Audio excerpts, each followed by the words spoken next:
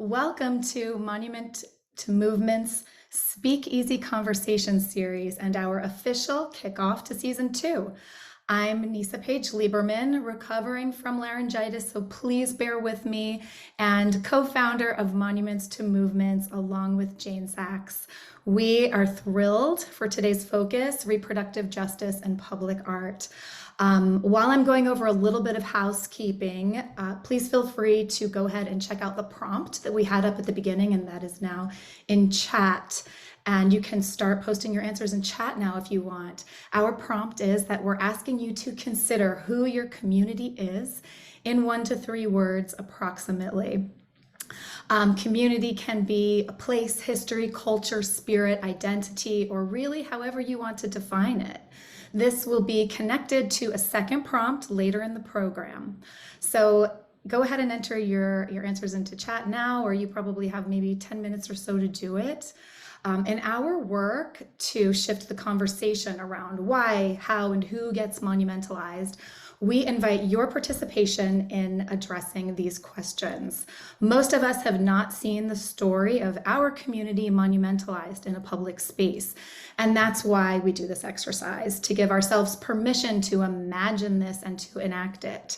Later, we'll post a second part of this prompt, and then we're going to read some of our answers together. Now, a couple quick housekeeping notes. Today's program will be recorded and uploaded on YouTube and on our website. Chat is enabled, and we'll be popping links in there that relate to topics we're discussing. Live transcription is enabled. And finally, when we get to the Q&A portion, please enter questions using the Q&A tool. That's where we'll be looking to pull questions later.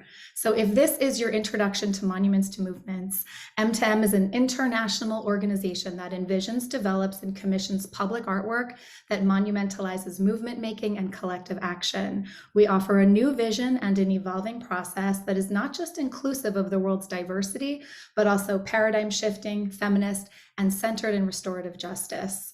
We believe monuments should elevate the collective action we build together, and we do this through an intersectional feminist framework. We're a small but growing staff, including Marcela Andrade, Kelsey Bogdan, Josue, Esau, and Aarya, Malik, and we're joined by an expansive international group of movement builders. SpeakEasy is the public conversation series you have joined today, where we discuss our current initiatives and related ideas with our collaborators, and we're officially in season 2.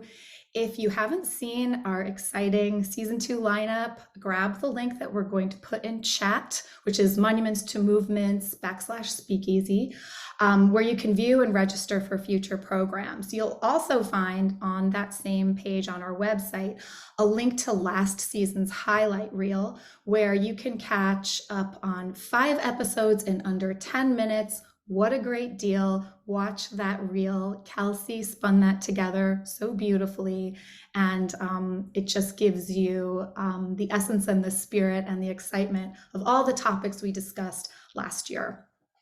Today's program is inspired by the evolution of the reproductive rights and health justice movement in recent months, and the upsurge in art and activism, the launch of our new M2M archive collection that captures and analyzes these public artworks, and thinking about the rich history of who is making public art now, who was before, who's not, but could be or should be. We're endlessly fascinated and inspired by how artists are building and sustaining and changing the movement. And today, our guests will share their strategies, share what they see happening on the streets and in the ground, and how they feel art and creative practice are affecting change. So we are joined by Angela Ferrell-Zabala, Nadine Seiler, Michele, and you all watching today or watching later on YouTube. I am going to give very quick, about 1-minute intros for each of our panelists, which doesn't do them justice at all, considering their amazing bodies of work. So we'll have links in chat where you can read a little bit more about them. So Angela Ferrell-Zabala joined Everytown for gun safety in 2019 and currently serves as Senior Vice President. She heads the organization's movement building division, leading and growing the largest grassroots network in the gun violence prevention space, with Moms Demand Action.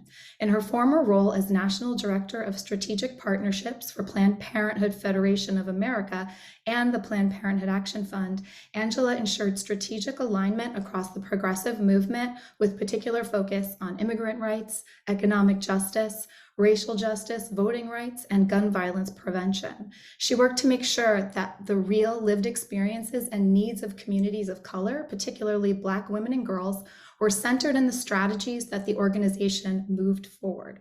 Before this, Angela held positions with Religious Coalition for Reproductive Choice and the Community Voting Project. She is passionate about movement building and empowering the next generation of leaders. With a background in political and social sciences, Angela has particular interest in women's rights, civil rights, the LGBTQ community, immigration, racial justice, and education. Now, Nadine Seiler. Activist and organizer Nadine Seiler has worked tirelessly to preserve the protest art of others and to lead protests for numerous causes. Seiler was born in Trinidad and Tobago and moved to the United States in the 1980s. She is a former home organizer and current activist who began protesting at the White House in 2018. During the Black Lives Matter protests of 2020, Seiler witnessed the Washington, D.C. Lafayette Square security fence installation and guided its transition to a memorial fence.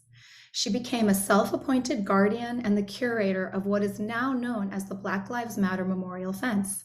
She has since brought together a team of archivists dedicated to ensuring its survival and digitizing the archives at Howard University, the Library of Congress, the Enoch Pratt Free Library, and the DC Public Library. Seiler also organizes and leads group protests of the Supreme Court justices who voted to overturn Roe. Her work has been covered by the Washington Post, NPR, The Guardian, The Atlantic, the DC Oral History Collaborative, and many other publications. Michele Pred. Michele Pred is a Swedish-American conceptual artist whose practice includes sculpture, assemblage, and performance. Her work uncovers the cultural and political meaning behind everyday objects, with a concentration on feminist themes such as equal pay, reproductive rights, and personal security. Pred's projects contain social components that drive the conversation into public spaces. Examples include her exploration of the intersection of personal space and security by using airport confiscated items after 9/11, the cultural background of the fight for reproductive rights using thousands of expired birth control pills, and the continuing economic and political struggle for women's rights, represented by her modified vintage handbags. Since January 2016, Pred has organized 10 feminist art parades in numerous cities, including the Bay Area, Miami, New York, and Stockholm, Sweden. Her most recent parade, Vote for Abortion Rights, took place this past Saturday in New York City. Pred has been represented by the Nancy Hoffman Gallery in New York since 2004, where she currently has a show called Equality of Rights. Her work is part of numerous international museum collections and has been widely exhibited around the world. Pred received her BFA from California College of the Arts. She was born in San Francisco and lives in Oakland, California. So we are now going to hear from Angela, Michele, and Nadine in that order. So thank you, the three of you, for being here with us today. We are honored and we can't wait to dive deep into discussion with you. Thank you so much. I'm also honored to be here with all of you today. I'm just going to jump in and just say a little bit about myself. There was an introduction, but just want to get into who I am and what calls me to this. I am the daughter of daughters, I say. A lot of my inspiration comes from my mother and my grandmother, who's now deceased. I think about her as my grandmother in particular, her as a woman that, she was in a time where both her gender and her race together made it really difficult to navigate the world. She was a single mother of 10 children and still managed to, even through the days of trying to put food on the table, literally without her eating some nights, or navigating, getting to work and back and making sure all of those 10 children had everything that they needed. She still made it her business to make sure that joy was part of the equation, whether it was from little things that I think are acts of revolution, which are like putting on her lipstick as she walked down the block to get to the bus to get to work, making sure that her appearance, everything that she did was just showing the world that you are not, I'm alive and you're not going to ignore me. And I also have every right to be here. And I think those kinds of examples of being very close, if you see the first, if we go to the next slide, I'm not sure if we're looking at that. It's pictures, it says reproductive justice is everywhere. And my grandmother is on the left of the screen with me. My mother also, I'm the oldest of 3 girls, but just inspiring in many ways, the fact that you get to write the journey that you want to be on in this life. You get to, when you see something, say something. And even in the hardest times, even at the scariest and darkest times, and your voice is shaking, you speak up and speak out, or pull together what you need, the resources to try to figure that out. And I think that's really what has driven me in all this time. Next slide, we should be on the slide that says, all of the intersections. I've worked across many different issue areas, and I think what is really important for me is centering, and I will be really frank that as a cisgendered woman, I'm talking about my experience, but it's not leaving anyone out. Just centering women in the equation, just understanding, especially thinking about my grandmother and mother, how they were the glue of communities and kept them together.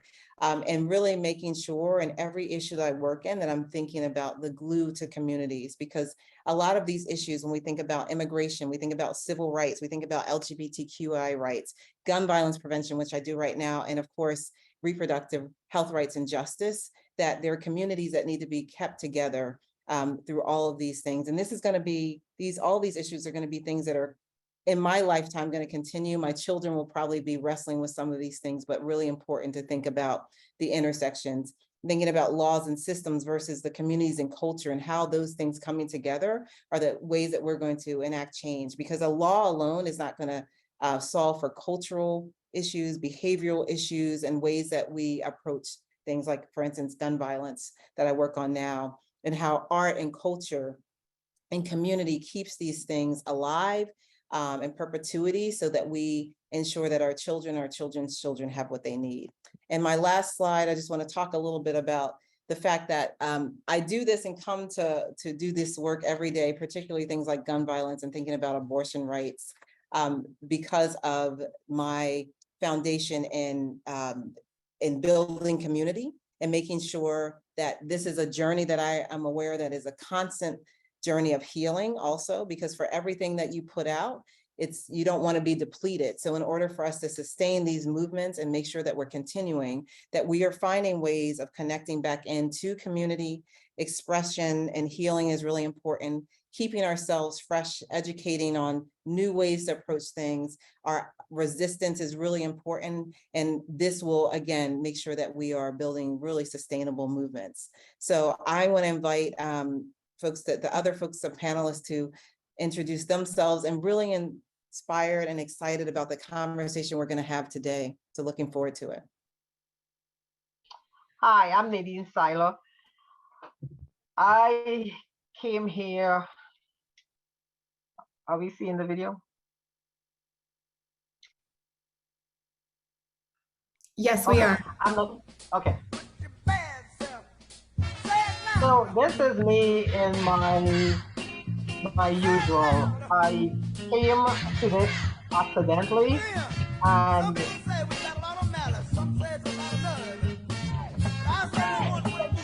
I came to this accidentally, and this is me just advocating for people who I feel don't have voices.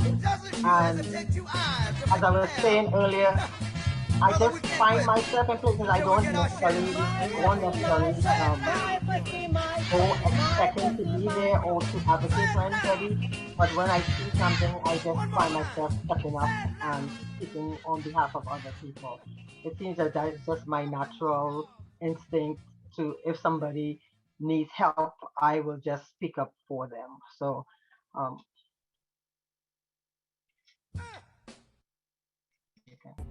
So here we are at the Justice's house, and we have been the group that have been there from since May.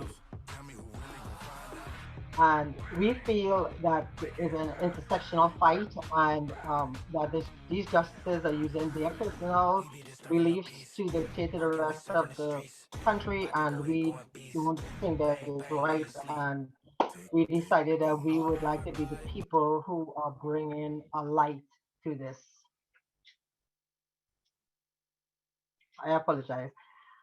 So this when we were at the fence, I one fence is that I felt sometimes as a Black woman that I wasn't being seen and I wasn't being heard, and I from previous previous actions and previous situations.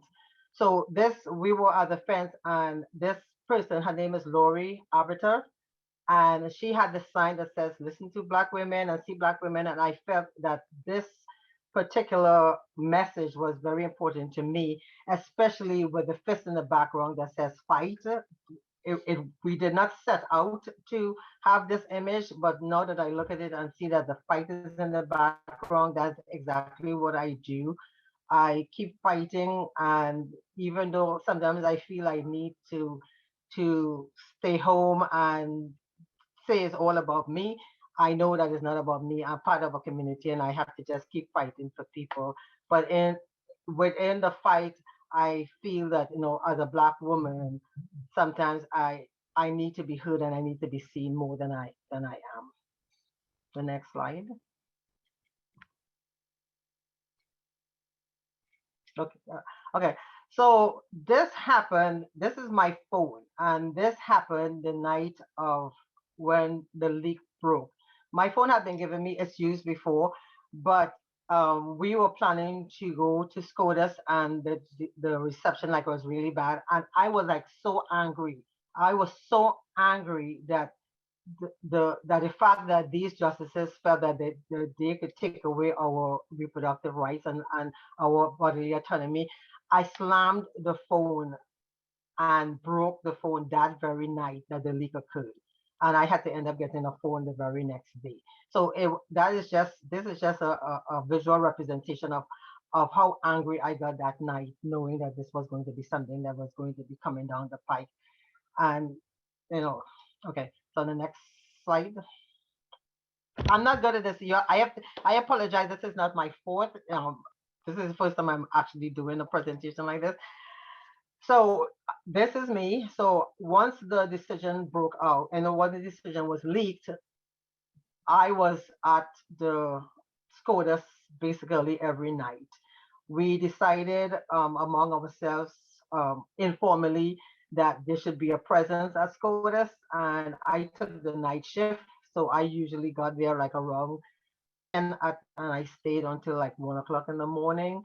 And one of the things that happened along the way is I got introduced to the Urban Art Mapping Project by Dr. Heather Cherie from the St. Thomas University in Minnesota, and they collect graffiti. And one of the things that, because I was collecting graffiti for them through the Black Lives Matter Memorial Fence, it dawned on me that I was in front of the place and the people who, although they were not in the building, but I was in front of the building where these people who were dictating to me and other people about what we could do with our own bodies. It was right then, as a person who was a non-believer, I feel that they were using their religion to dictate to the rest of people like me who don't have a religion and who don't have any belief. And I used the graffiti, the chalk, to graffiti this message: keep your religion out of my vagina, which is personal to me. Every time that I remembered that to use public art, I put this sign any way that I remembered. Okay, next slide. So while we were at SCOTUS, this was something that occurred all the time. These people would come and they would condemn everybody who were there who were for reproductive rights and reproductive justice. They would condemn us to hell, to their hell. And I was not having it. While I was there, I would say this is not happening. You do not come here to dictate. You do not come here to condemn people. And this was a constant, maybe 4 times or so, that I would have interactions with these people and make them leave quicker than they intended to, because it was not something that I wanted to hear, and it's not something that the people who were losing our bodily autonomy wanted to hear. Okay, next slide. So my artistry, I am not an artist. I'm not a formal artist. I am not a formal organizer. My thing is on the spur of the moment, whatever comes into my mind. And my artistry is in messaging. If something is happening topically, something is happening in the world, something is happening in the country, something is happening in my neighborhood, I think of, okay, how could I bring this message to life?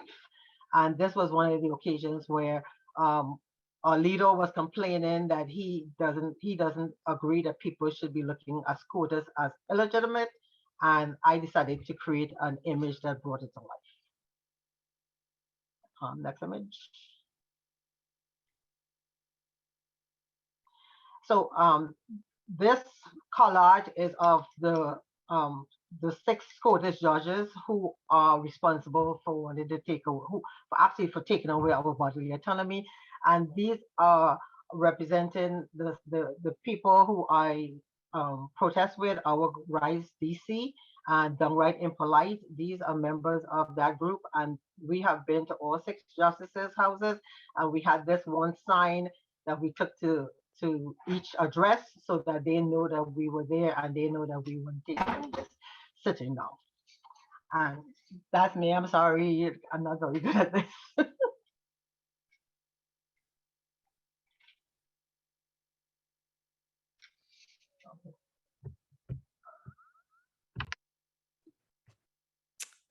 Hello. My name is Michele Pred, and wow, Nadine, how do I follow that? And I'd also like to say, Nadine, that I think you're absolutely an artist. So I'll counter what you said. First slide, please.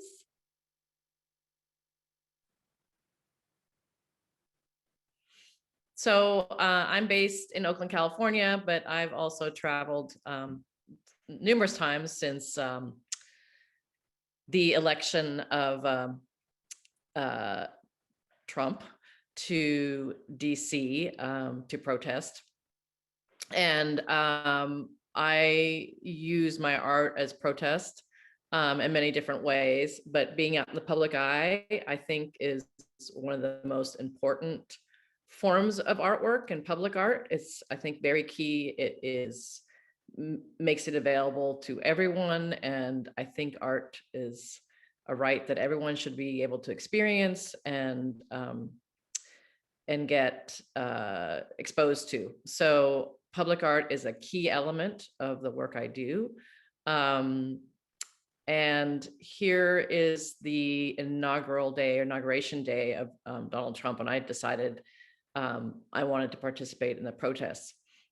This was the day before the first Women's March, and this is during the ceremony. The whole Capitol was surrounded by this Capitol police, and very interesting array. They all were very young.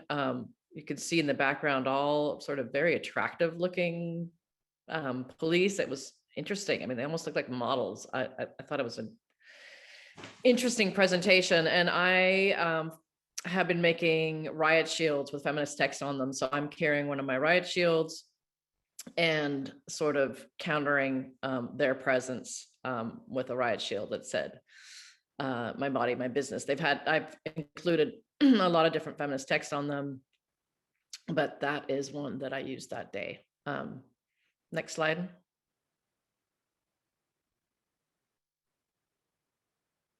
Another form of what I consider public art and protest that I did in 2016, and this is actually in January 2016 on the anniversary of Roe v. Wade, and it was my first sort of and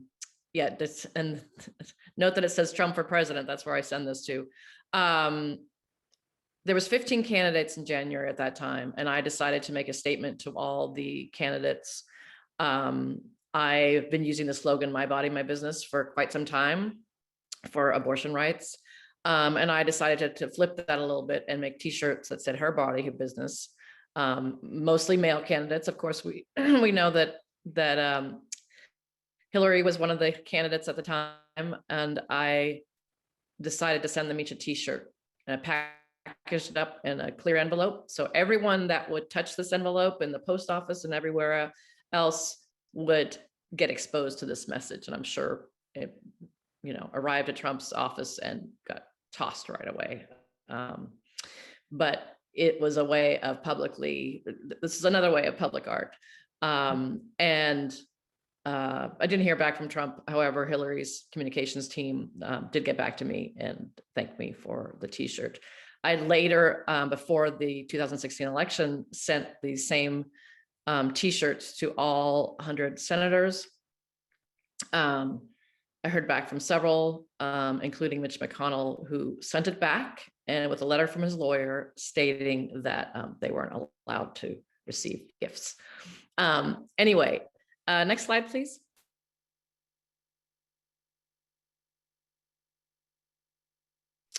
Again, responding to Trump. This is in Chicago. Obviously, I shouldn't say obviously, but as an artist, having Trump as president gave me a lot of fodder for creativity and responding. As an artist, it's sort of almost therapeutical for me to be able to respond in the moment. When he came out and stated, "Grab her by the pussy," I felt like it was really important to respond. I'll just show you these purses that I've been making for a while. They can be carried at political rallies. I see them as small scale political billboards. I'm realizing this is backwards, but it's or maybe it isn't. Are you guys seeing it back? Okay, I'm seeing it backwards. And these are part of the series that I respond to what's happening. Sort of can't really see the blinking, but to some of the work I'm doing and that are out in the public eye as well as in people's collections. So they're sort of all over the place, but I respond with the purses and many different activations. Next slide, please.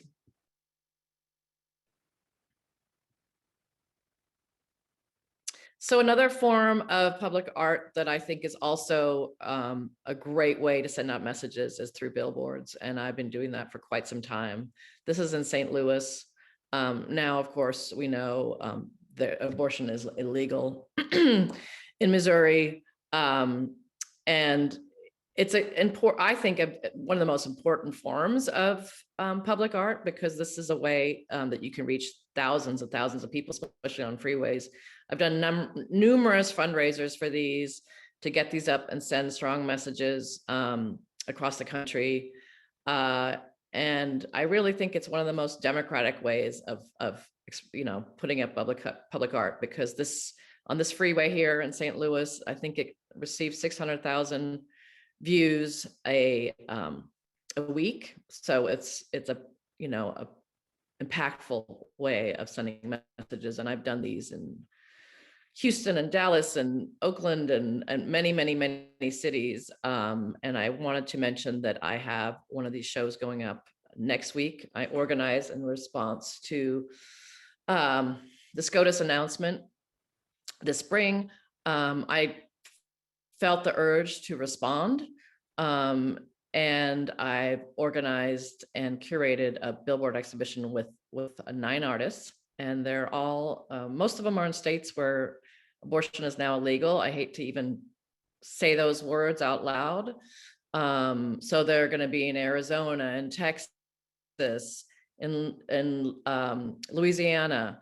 One was not approved by the artwork was not approved by anyone in the conservative states. So it's going to Las Vegas, which I think is still an amazing place to put up artwork on a billboard, because a lot of those people who live in those states traveled to Las Vegas. So really great group. And I actually think 2 of the artists are here as guests. So I'm just going to give them a shout out. Really amazing artists. Holly Ballard Martz, incredible artist. Her artwork's going to be up, and also Shireen Leanne, who's calling in from London. Her artwork is going to be up as well. So, and I also want to call out Michele Hartman, who's here. So next slide, please. So the reason I bring up these women is because I started doing these feminist art parades in 2017, and they live all in places. Michele is in Chicago, Shireen's in London, Holly's in Seattle, and they live all over the country. And I've learned about their artwork. Shireen's artwork I had known before. And I love what they're doing. And I basically started this group that we call ourselves the Resistors, and we come together in community. And I organize these parades, and the community and support, interaction, the love, the hope, the joy that's created through these events is so key to the movement. It's so key. We have to have hope. And we try to do it, even though these topics are so hard, with radical love and civic joy, to keep us going, to keep us moving. And I really invite people who are listening in to think about who our communities are and try to organize them. I didn't know what I was doing when I did my first parade. I just put a bunch of artists together, and they're feminist art parades because the artists are, I encourage them to wear outfits that symbolize their art, or create outfits that's part of the artwork. So in this picture, there's Wildcat Ebony Brown and the We Vote sign, Bud Snow, and plenty of other artists that make this the movement that it's now become. I had no idea I was going to end up doing 10 of these, but next slide, please.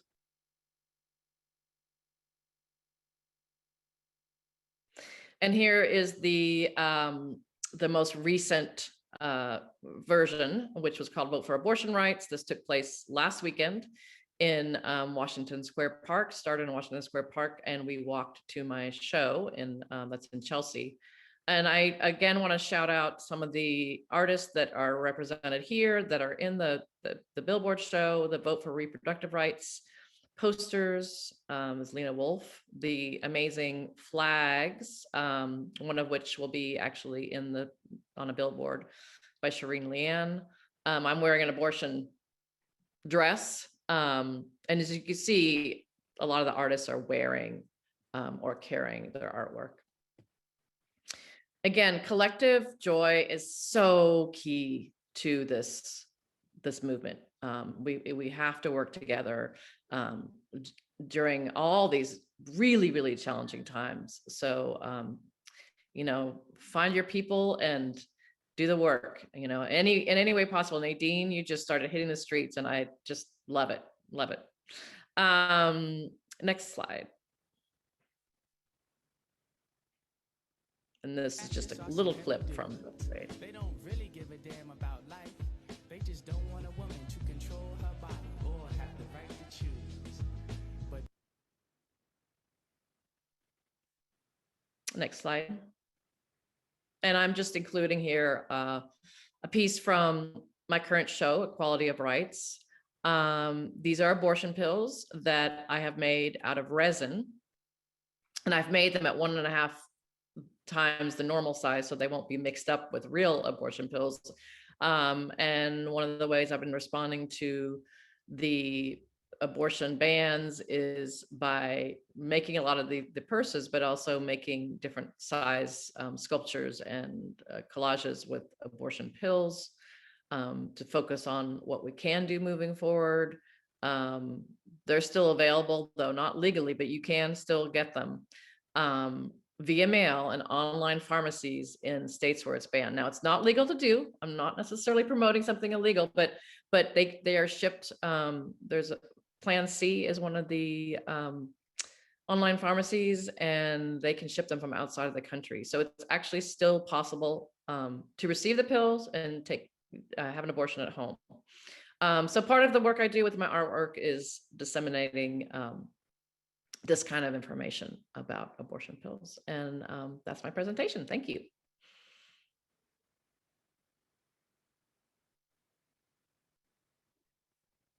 Thank you so much, all three of you.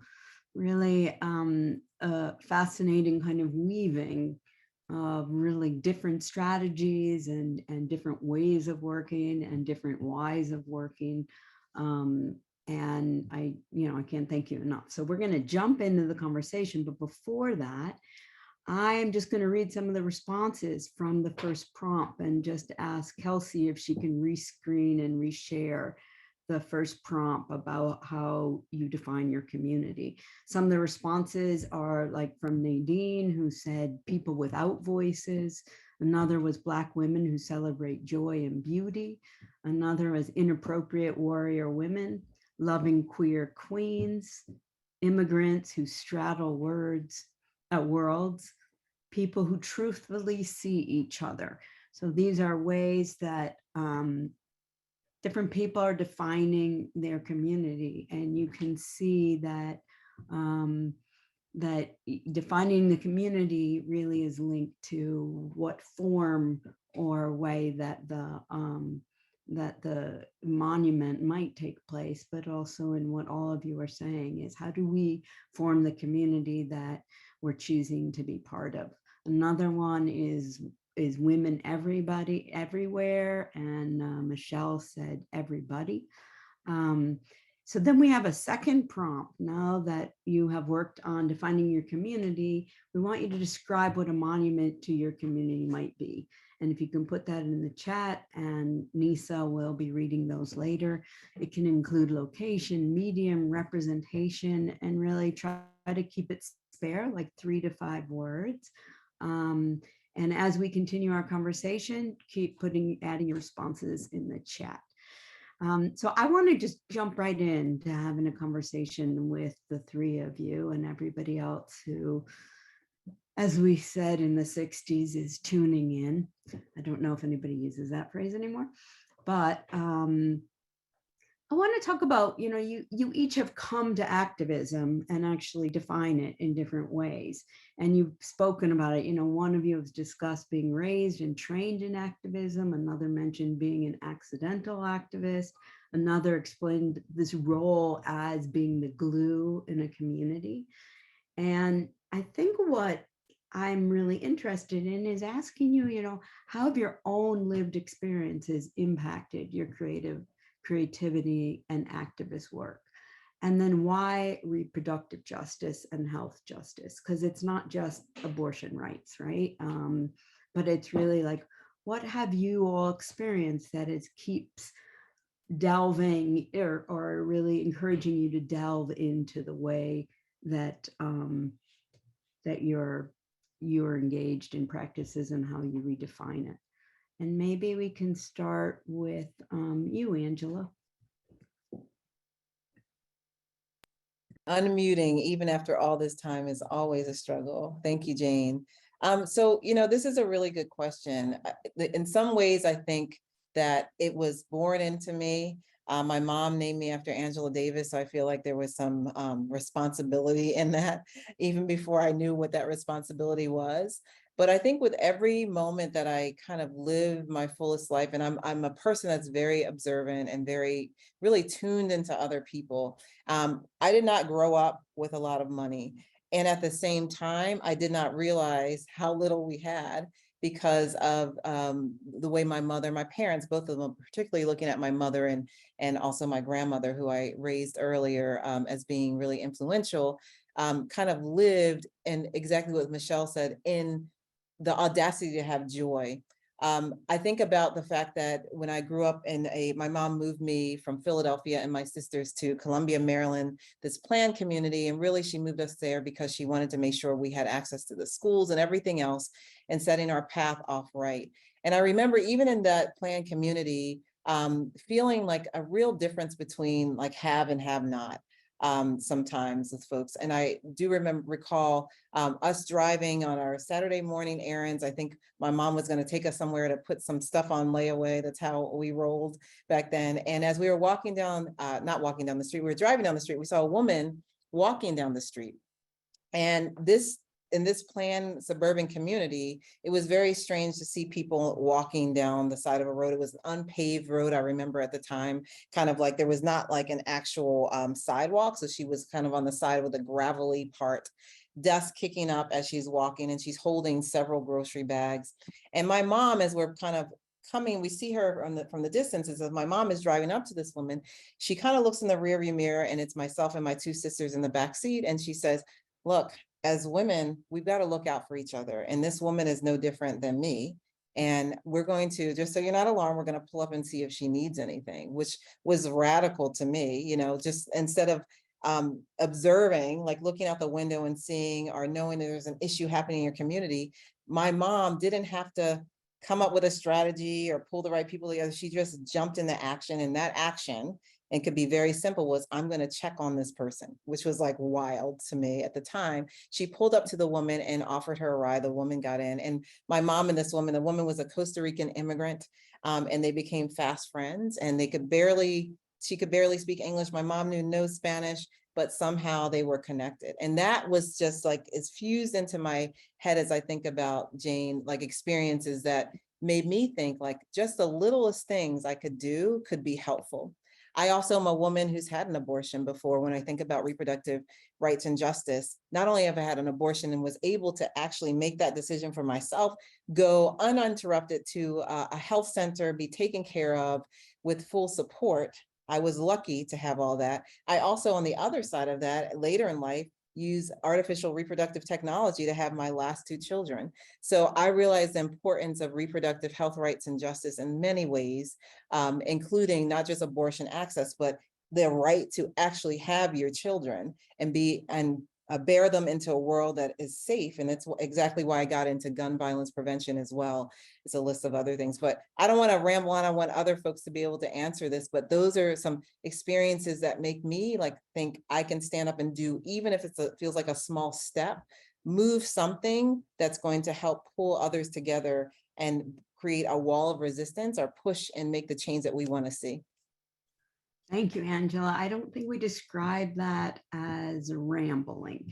That was really, it was fantastic. Let me just continue with you, Nadine, and then I have so many other questions. But, you know, talk a little bit about your lived experiences and how it might have impacted what you're doing now, even how it kind of pulled you into activism.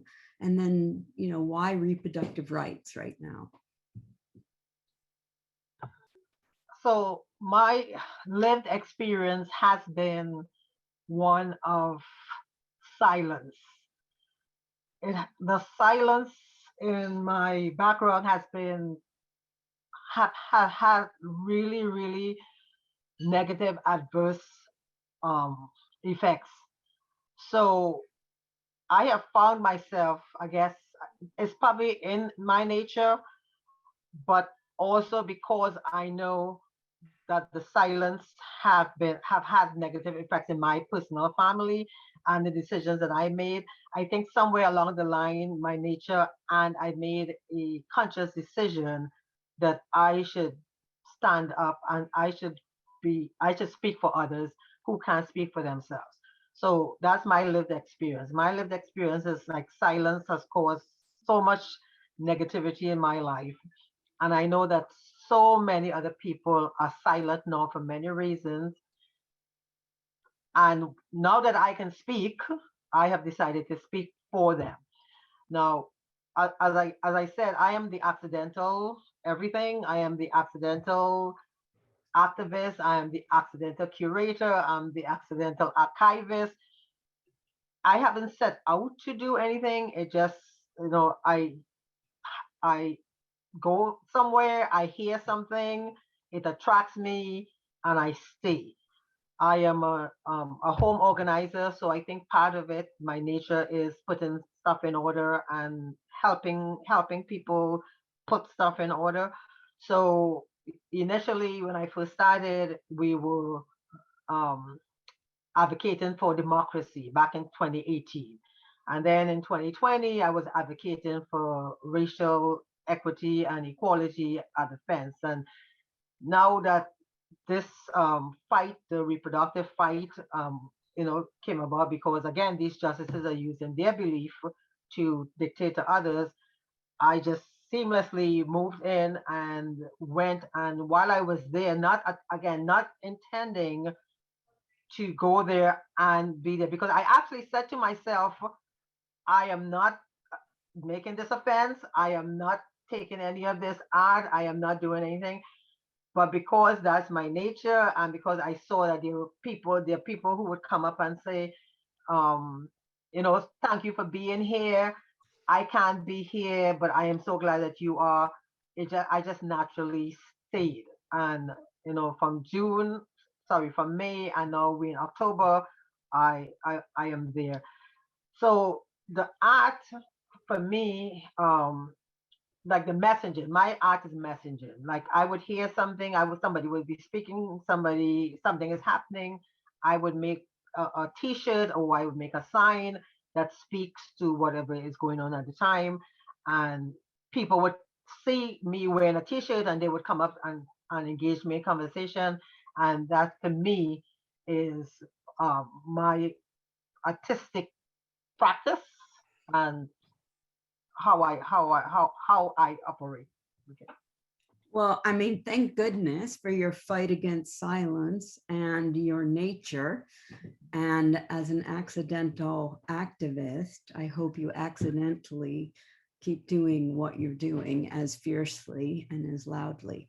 Let me continue with an idea of the public, because really each of you kind of describe the public in different ways, or maybe you take on different tributaries of the public. Often we talk about it as a monolith, but you also use different interventions, whether it's accidentally in the street, Nadine, or whether it's in policy and electoral work. I know, Angela, you are deep in that right now, as we all are, but you especially, or through like a public system where you use that public system almost against itself, Michele, like, really everyone is going to touch this envelope, whether they like it or not. And so could you just talk a little bit about the role of public art in affecting that kind of change in the public, and maybe what practices and strategies are inspiring to you? Could you start, Michele? Sure. I think it's essential. Like I mentioned before, everybody is exposed to the artwork then. The parades, for example, the first one I did, it was called Parade Against Patriarchy in Miami. And it was during Miami Art Week, which is traditional week where it's a space of huge privilege. People fly in there. The art fairs cost a lot of money to get in.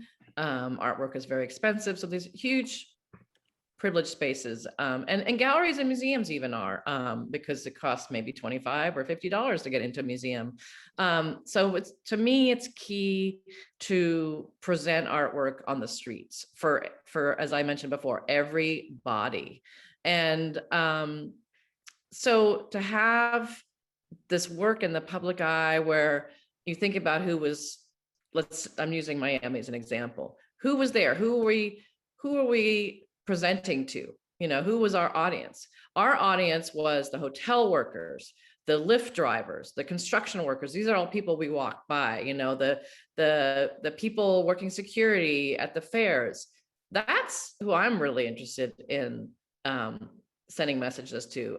I feel like inside the gallery and art world, sure, and that's equally as important, but I'm interested in sending messages to much larger audiences. And I just sort of come up with inspiration on my own. The first time I did a parade, I didn't know what I was doing. I just sort of said, let's gather some artists and let's present in the streets. And I think growing up in Berkeley, California, and being luckier enough to be exposed to protests and being taken to protests from a very young age, anti-Vietnam War, freedom of speech. It's in my blood. Like Angela mentioned, it really is in my blood coming from a political family. And so I also discovered at a young age that, you can actually take action, and it can be small action. I mean, I love that example of your mom picking up this woman. Talk about easy ways that we can get involved and doing things publicly and creating community. So it can be, from sending an envelope out to getting in the streets. Not everyone's going to get in the streets. So I think be creative, think outside the box in different ways that you can make change. And picking someone up off the street like that and helping her, that was radical at that time. And that's a perfect example. So yeah. I think that's our next t-shirt, like blow up the box or live outside the box. I don't see any of us in that box. I'm going to just ask a little question about history, and then I'm going to ask Neysa to kind of continue with some of the other questions that we've all kind of shaped together. But, thinking about past practices and current, and like what's changing and what's evolving, what isn't, what should be. It's kind of a big question. I'd love all of you to just, brief answers, but deep but brief. But what's missing in the dialogue, in movement making? What's a perspective that we are not embracing that we should? And how are things changing now? Can you start, Angela, and then Nadine and Michele? Happy to do that. I think, what I see as different are, I think, even positive ways that we think about what is historically and what we have right now, and what we're also growing into is that I believe it's more and more accessible, given things like social media and the way that public art is used. I think there's more accessibility, so there's more people that will be able to interact with it, which is really great. I also am really excited about the fact that folks are entering this space younger and younger. Jane, I know we have kids, and there's certainly ways that they're entering that I even see with my littlest ones, 4.5 and 6.5, and also my teenagers, or my now not teenagers. What am I saying? They're 21 now.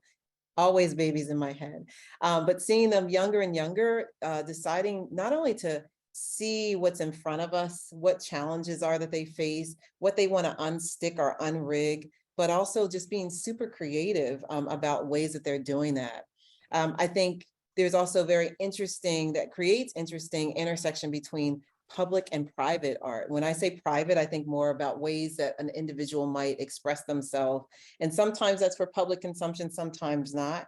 But because we have this accessibility, it does blur some lines sometimes. I like to use the term artivism. One of my very good friends, Monica Ray Simpson, who runs Sister Song in Atlanta, Georgia, a national reproductive justice organization I used to be on the board of, calls this artivism, which is this intersection between, because she sings, so intersection between a gift that you might be given by way of art or accidental artists, and also activism. I also think it's much more global, but one of the things that I think is a challenge is that we could potentially lose the need for having this face-to-face, or not lose the need, but lose the beauty in face-to-face interaction, or being embedded in your actual community. Because we've gotten so global, it's so accessible, we can be on social media and do all kinds of things. It's also important not to lose the roots, not to lose the way that we interact with people day to day on this. Even what I lifted up as an example is a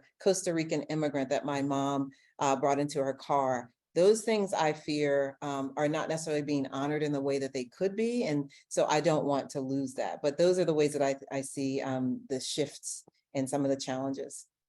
Thank you. Nadine, do you want to jump in, and then Michele, and then we'll shift on. Okay, Michele can jump in and I can think about it, because again, this is art, and artistry is not my my forte. So I have to think about this question more from what I am hearing. So Okay, you can pass. I can pass. Okay. Michele, you want to jump in quickly, and then Neysa? Yeah, I have to bring up again what Angela said, the diversity of joy. And that's sort of part of my response and what I see differently. Like I said, I grew up in Berkeley, California, so there was a lot of anger, and there's reason for anger, and there's reason for responding in that kind of manner, and still today, obviously. But through my work with For Freedoms, especially Hank Willis Thomas, and now the Wide Awakes, one thing we really strive for, and has really been inspirational, and I really believe in, like I mentioned before, is civic joy and radical love and coming together. I have a piece called Love is Activism. And if we can come together in love, and I'm seeing that grow. The first little march I did, which was rather impromptu, and we laughed, and I thought, is this okay? Is that okay for us to do in a political, or protesting, and speaking up for abortion rights? Is that okay? And I realized we need that laughter. And again, that's hope. We all need hope, especially these days. And it creates hope and community. And it's really about building on that community and building on love. And I truly, truly believe in that. Thank you. Neysa? I would love to go a little bit off book because we talked about some questions in our previous conversations, what we wanted to talk about, but I just love asking this question, and because I always feel like I'm looking for my own sources of armor to do this kind of work. And so I want to know where your armor comes from, because I think this work is risky in many different ways, professionally, personally, physically. I can only imagine all of you have had threats against you, and you still go out there every day and do what you feel you have to do, because maybe no one else will if you don't do it. And so I want to hear about this. Where does your armor come from? How do you put it on? What does it look like?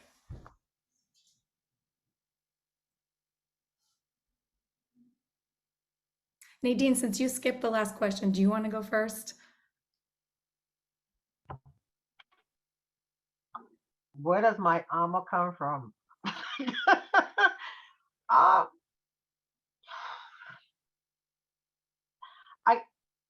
I don't know.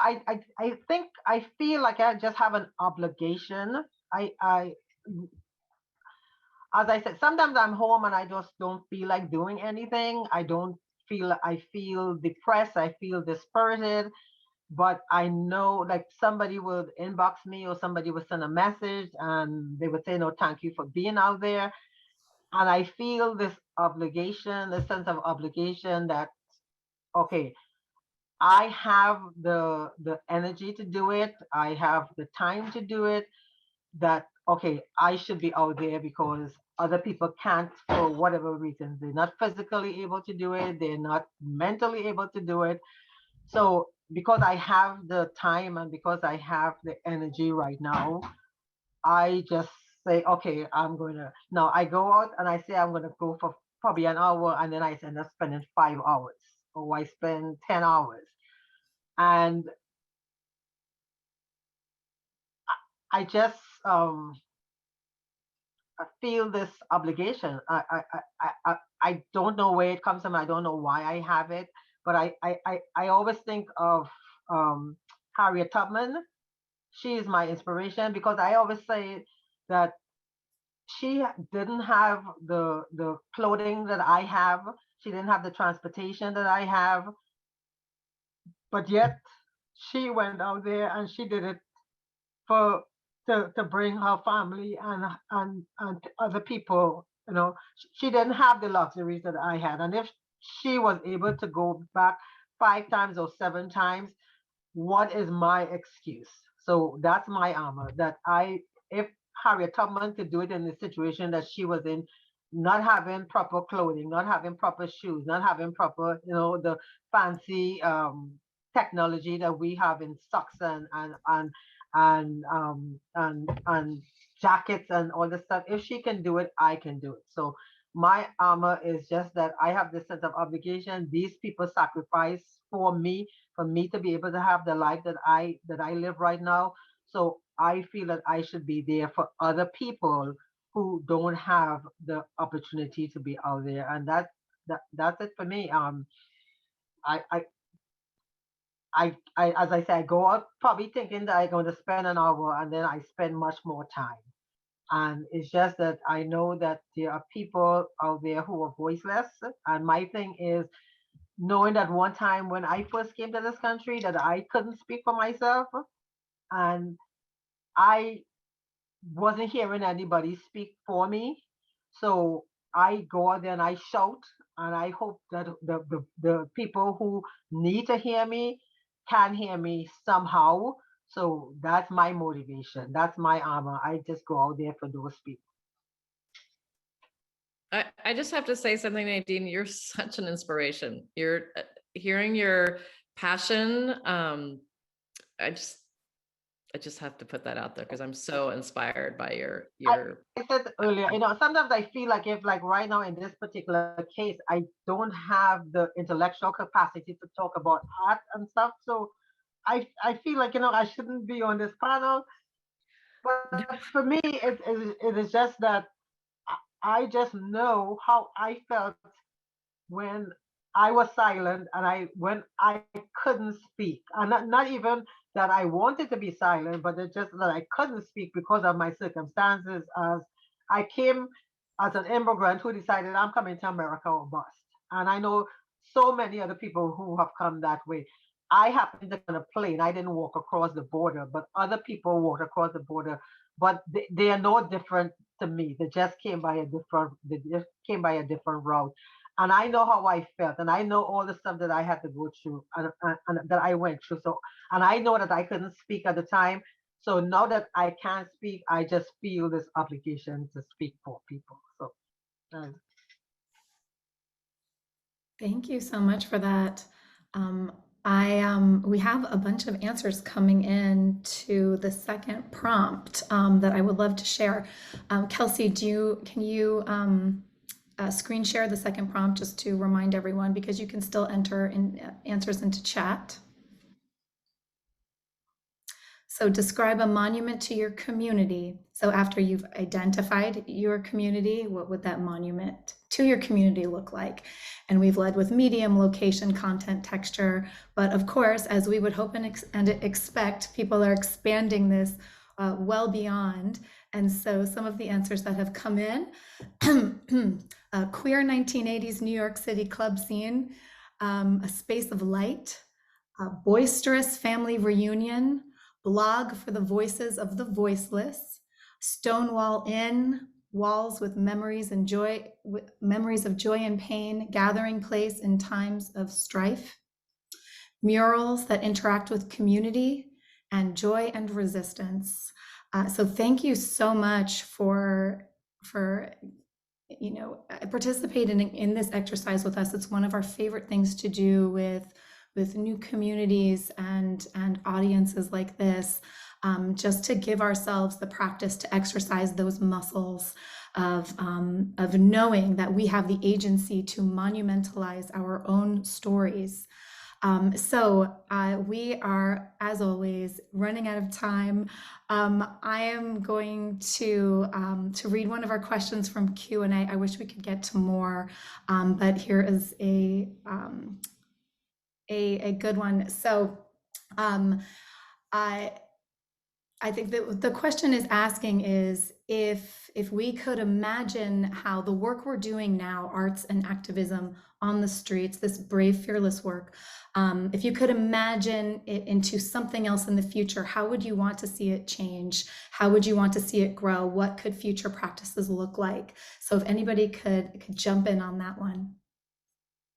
Yeah, I'll just say something quickly and love to hear from others, but I definitely think what I envision is that we use this not only as a form, when we think about public art, to break through and get people into a space or into action, but also a source of healing. I'd love to see more places where people could restore themselves, because this just takes a lot out of you, whether like you, Nadine, who is incredible and quite inspirational, by the way, an accidental activist who is doing so much, or someone that is like plugging along in different ways, whether you're art or activism, this is taking something from us. Every time we put something into the world, it could have the potential of depleting us. So to have these kinds of spaces where restorative things could happen to people, where you could heal, because this is a journey. And while while we are creating and rebuilding, we're also being broken at the same time. This is what the story does to us.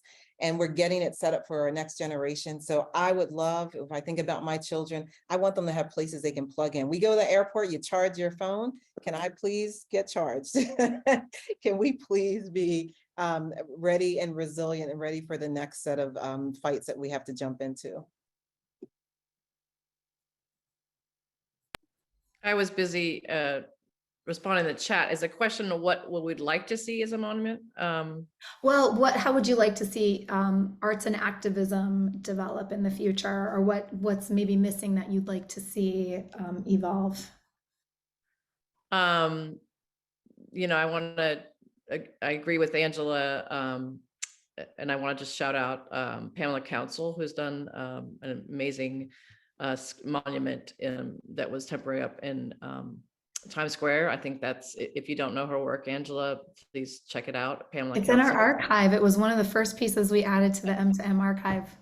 And I'm actually working, I created a proposal, and it's a sort of version of that, but it's actually under a living tree. So the monument would actually be a living tree. That's a designated space for something that I call the talking tree.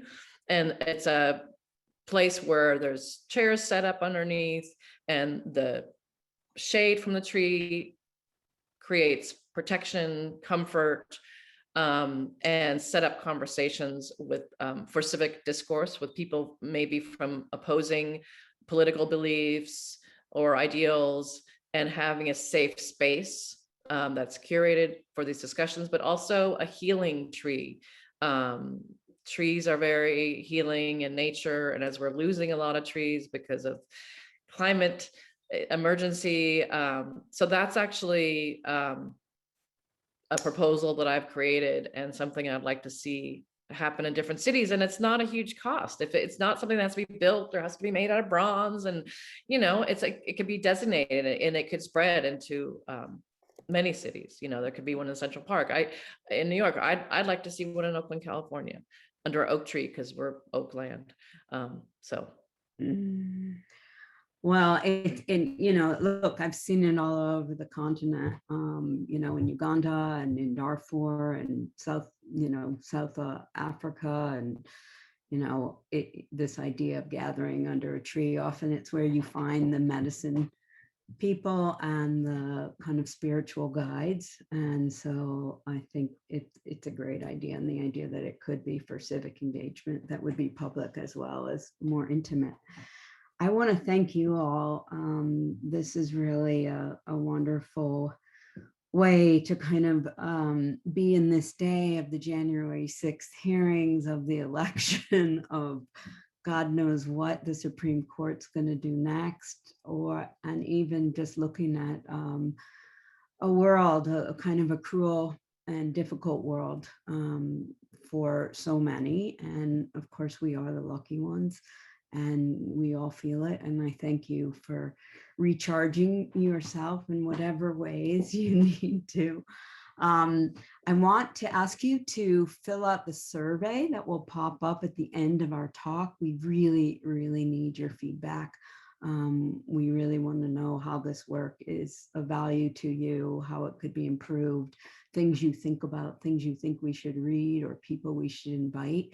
Our next Speakeasy is actually artists on public art and politics. So you see a running theme here.